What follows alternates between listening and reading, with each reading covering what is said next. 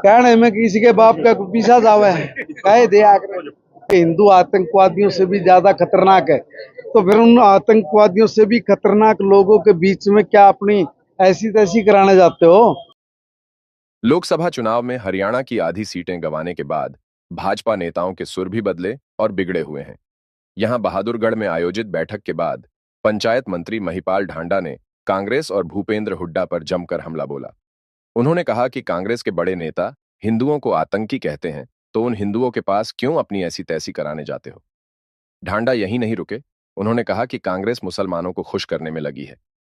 कांग्रेस तो कह चुकी है कि देश के संसाधनों पर पहला हक मुसलमानों का, तो फिर बाकी हिंदुस्तानी कहां जाएंगे। मंत्र की बात नहीं है, Bharatiya Janata party cadre base party. हम एक चुनाव लड़ते दूसरे चुनाव की साथ के साथ तैयारी शुरू हो जाती है। तीसरी बार हरियाणा प्रदेश में भारतीय जनता पार्टी की सरकार बनने जा रही है। उसको बनाने में जिन जिन चीजों की जरूरत है, जिस भी तरह के काम करने की आवश्यकता, उन कार्यों के ऊपर चर्चा करके अपने कार्यकर्ताओं को कहा है कि जब तीसरी बार की सरकार बनाने के लिए तैयार है। हुड्डा साहब तो लगातार ये कह रहे हैं कि हम अब की बार सरकार बना रहे हैं। कहने में किसी के बाप का पीछा जावे कह दिया कहने दो, अच्छी बात है, तो कहेगा क्यों नहीं, ये भी कहने का अधिकार नहीं है उसको वो कहेंगे सपने लेने में किसी का कुछ घिसता नहीं है, ना जीएसटी लगती है। मगर हम लोग बता दें, काठ की अंडी बार बार नहीं चढ़ती, एक बार चढ़ी, एक बार लोगों को भ्रमजाल में फंसा लिया, एक बार लोगों को झूठ बोल दिया कि भाई संविधान बदल देंगे, भाई आरक्षण के ऊपर मामला गड़बड़ कर देंगे। मैं हुड्डा जी से पूछना चाहता हूं और कांग्रेस से पूछना चाहता हूं, हुड्डा जी से क्यों, कांग्रेस से पूछना चाहता हूं, क्या आपने संविधान की आड़ में और आरक्षण की आड़ में कर्नाटका में क्या गुल खिलाया। कर्नाटक में आपने एससी का भी ओबीसी का भी आरक्षण काट के मुसलमानों को दे दिया।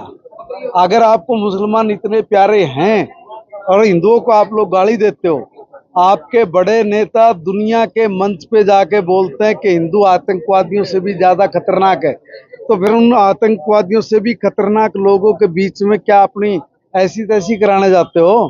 क्यों जा रहे हो उनके पास वोट मांगने। और सारी जनता को पता भी लग गया है, इन्होंने तो कहा है कि हमारा एजेंडा एक है, एजेंडा एक ये, और साफ तौर पे बोल भी दिया है कि भारत के सभी संसाधनों पर पहला अधिकार मुसलमानों का है। अगर पहला अधिकार मुसलमानों का है तो बाकी जो हिंदुस्तान ये कहाँ पे जाएगा, इसके लिए कहाँ पे जगह है। तो ये जो लोगों को बरगलाने की, झूठ बोलने की और झूठ बोल के सत्ता प्राप्त करने की जो इनकी लालसा है, इसके ऊपर पानी फिर गया।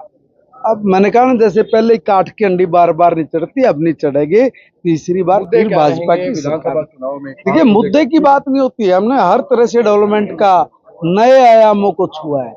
अगर हम लोग गांव देहात की बात करें, शहर की बात करें, इन्होंने कोई एक काम आप ढूंढ के लाके आ सकते हैं कि ये काम कांग्रेस ने किया। एक काम की बात कर रहा हूँ, एक गांव की बात कर रहा हूँ, एक गांव में एक काम कांग्रेस की सरकार ने ये किया।